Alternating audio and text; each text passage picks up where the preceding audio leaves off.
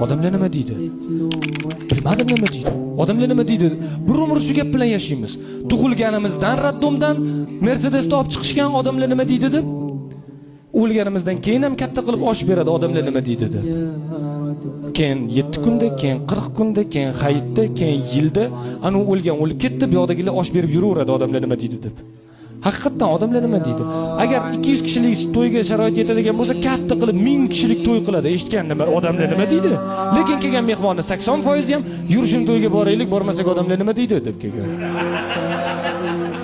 To'g'risi, odamlar nima deydi? Odamlar qarzingni qachon qaytarasan deydi. Odamlar 3 ta kelini bilan xona uyda turar ekan deydi. Odamlar yaxshi gap gapirmaydi.